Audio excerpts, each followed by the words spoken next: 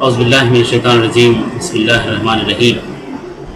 رب اشرح لی صدری ویسر لی امری واحلل عقدۃ من لسانی یفقہوا قولی رب یسر ولا تعسر وتمم بالخیر سبحانک لا علم لنا الا ما علمتنا انک انت العلیم الحکیم یا رب العالمین۔ قال اللہ تعالی فی الارشاد القرآن المجید یا ایھا الذین آمنوا کونوا قوامین بالقسط صدق اللہ العظیم۔ تمام تعریفیں حمد و ستائش بزرگ و برتری اس رب جلیل و عظیم کے لیے سزاوار ہے جو میرا آپ کا اور ساری انسانیت کا ایک و تنہا خالق رازق و مالک حقیقی ہے۔ لاکھوں درود و ہزاروں سلام ہوں تمام انبیاء اکرام پر، بالخصوص نبی آخر الزمان حضرت محمد مصطفیٰ صلی اللہ علیہ وسلم، جن کا لائے ہوا اسوہ حسنہ تا قیامت انسانوں کے لیے مشرع راہ۔ شفیق بزرگوں، عزیز نوجوان دوستوں، السلام علیکم ورحمۃ اللہ وبرکاتہ۔ آج اس پرمسرت موقع پر میں آپ تمام کی خدمت میں عید مبارک پیش کرتا ہوں۔ یہ اللہ تعالیٰ کا شکر احسان ہے کہ اس نے ہم کو یہ سعادت بخشی کہ ہم رمضان کے روزوں کے ذریعے سے، اس کی تراویحوں کے ذریعے سے، قیام اللیل کے ذریعے سے، نمازوں اور صدقہ و خیرات کے ذریعے سے اللہ تعالیٰ کا قرب حاصل کیا، اللہ تعالیٰ کا تقویٰ اختیار کیا، اور یہ کام اللہ کے ہی اذن سے ممکن پایا۔ ہم اس پر اللہ تعالیٰ کے مشکور ہیں۔ یہ اللہ کا عظیم احسان ہے جو ہم کو عطا کیا ہے۔ عزیزوں، آج پوری انسانیت امن کے لیے، آشتی کے لیے، سکون کے لیے، دلوں کے اطمینان کے لیے پریشان ہے، مختلف ذرائعوں سے اسے حاصل کرنا چاہتی ہے۔ بدامنی، خلفشار اس دنیا کے اندر بہت عام ہو چکی ہے، اور یہ بدامنی کی بڑی وجہ اللہ تعالیٰ سے ناراضگی ہے کہ ان کا رب ان سے خوش نہیں ہے، ان کا پالنہار ان سے خوش نہیں ہے، ان کا پیدا کرنے والا ان سے مطمئن نہیں ہے، ان کو جلانے والا ان سے راضی نہیں ہے، جس کی وجہ سے دلوں کے اندر زنگ چڑھ گیا اور امن، انصاف، شانتی، پیس میسر نہیں ہے۔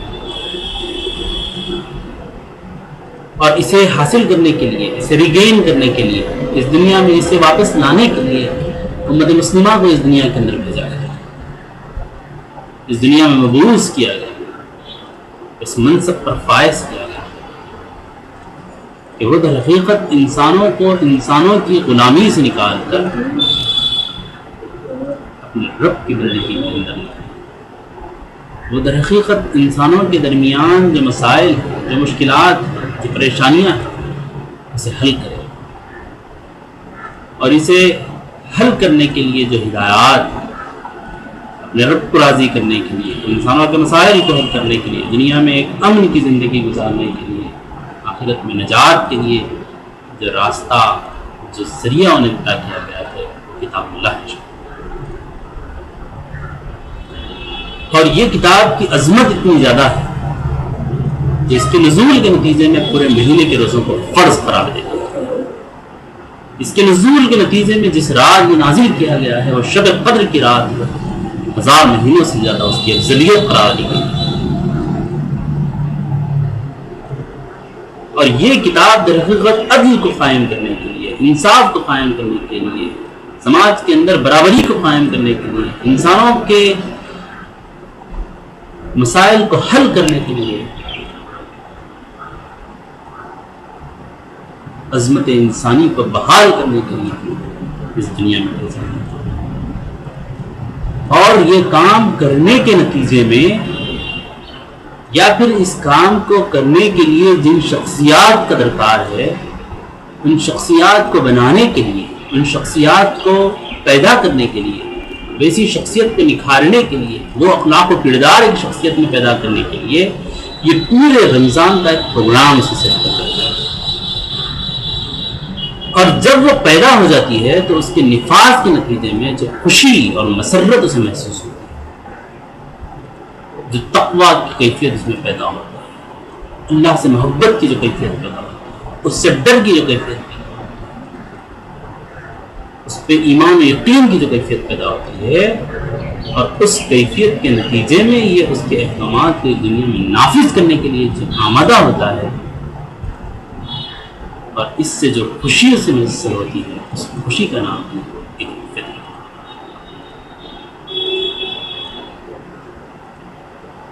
ہم یہ عید منائیں لیکن عدل و انصاف قائم نہ ہو، ہم یہ عید کی جشن و خوشیاں منائیں لیکن اس دنیا کی بدحالی ختم نہ ہو، تو پھر کہیں نہ کہیں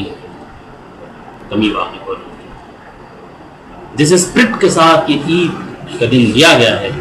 اس اسپرٹ کے ساتھ ہم اسے ادا کرنے میں کہیں نہ کہیں اسے چوک رہی ہے۔ عزیزوں، امت مسلمہ کو اس دنیا میں بھیجے جانے کا مقصد جو قرآن مجید بتا رہا ہے وہ یہ ہے کہ یا ایھا الذین آمنوا کونوا قوامین للہ شہداء بالقسط، اے ایمان والوں، در حقیقت اللہ تعالیٰ نے تم کو دنیا میں ایکجٹ ہو کر، متحد ہو کر، مضبوطی کے ساتھ، قوامین مضبوطی کے ساتھ عدل و قسط کو قائم کرنے کے لیے بھیجا۔ تو بڑا افسوس کہ یہی امت آج عدل و انصاف کے لیے دنیا کے در در بھیک مانگتی ہے۔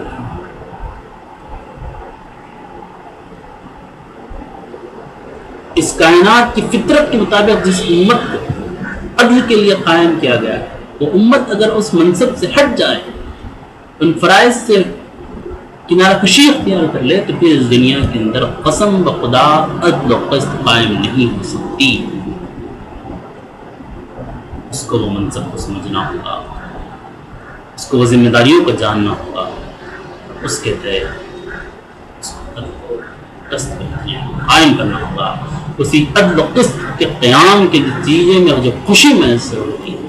اسی عدل و قسط کے قیام کے نتیجے میں جو انسان میں مسرت کی کیفیت پیدا ہوتی ہے،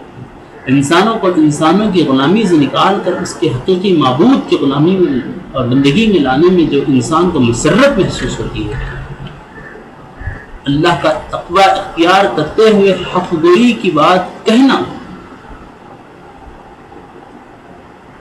آزمائشوں میں جم کر ثابت قدمی سے ٹھہر جانا، اس میں جو کیفیت اور جو مسرت اسے محسوس ہوتی ہے، یہی مسرت عام عید، جس کے نتیجے میں اسے انعام دیے جاتے ہیں، اسے خوشخبریاں سنائی جاتی ہیں، اور وہی عید کا دن ہے جسے یہ خوشخبریاں سنائی جاتی ہیں۔ عزیزوں، ہمیں اس بات کا عہد کرنا ہوگا کہ ہم اپنی زندگی کو قرآن مجید کا نمونہ بنائیں گے، ہم حق گو، راست باز اور پاکیزہ کردار والے انسان، ہم انسانوں کو انسانوں کی غلامی سے نکال کر اللہ کی بندگی میں لانے والے، ہم اس دنیا میں عدل و قسط کے قیام کے لیے کمر بستہ ہو جائیں، اللہ کی طرف سے دی گئی تمام نعمتوں کو، تمام ذرائعوں کو اللہ کے دین کی سربلندی کے لیے اس دنیا میں اس کی بڑائی کے لیے صرف اللہ تعالیٰ سے دعا ہے کہ اللہ تعالیٰ اس میں ہماری مدد کرے، اللہ تعالیٰ ہمیں حوصلہ دے، ہمیں ہمت دے، ہمیں جرأت دے، ہمیں اخلاص دے، ہمیں خدا ترسی کی کیفیت دے کہ ہم یہ کام بآسانی خیر و خوبی کے ساتھ انجام تک پہنچائیں۔ اللہ تعالیٰ دنیا اور آخرت میں ہمارے ساتھ بھلائی کا معاملہ، رب خیر الرحمین الحمد للہ۔